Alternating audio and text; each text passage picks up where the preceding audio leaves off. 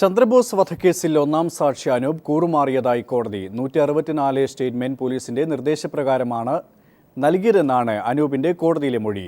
ശോഭ city security ജീവനക്കാരനാണ് Anoop. വിവരങ്ങൾ നൽകാൻ ദിൽജിത്ത് ചേരുകയാണ്. ദിൽജിത്ത്, എന്തൊക്കെയാണ് വിവരങ്ങൾ? സുരേഷ്, ജനുവരി 29 പുലർച്ചെ ശോഭ സിറ്റിയിലെത്തിയ മുഹമ്മദ് നിസാം ആഡംബര വാഹനമെടുപ്പിച്ച് ചന്ദ്രബോസിനെ കൊലപ്പെടുത്താൻ ശ്രമിച്ചുവെന്നായിരുന്നു അനൂപിന്റെ ആദ്യ മൊഴി.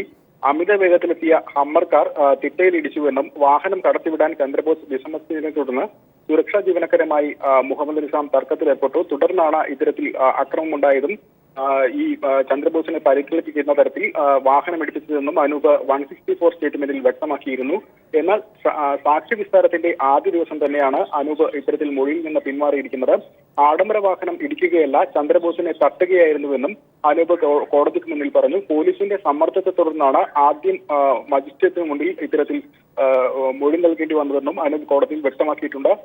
ചന്ദ്രബോസിന്റെ മരണമൊഴി രേഖപ്പെടുത്താൻ സാധിക്കാത്തതിനാൽ അനൂപ് ഉൾപ്പെടെ 111 സാക്ഷികളും അനുബന്ധ രേഖകളുമാണ് പ്രോസിക്യൂഷൻ പ്രധാന തെളിവായി കോടതിക്ക് മുമ്പിൽ വെച്ചിട്ടുള്ളത്.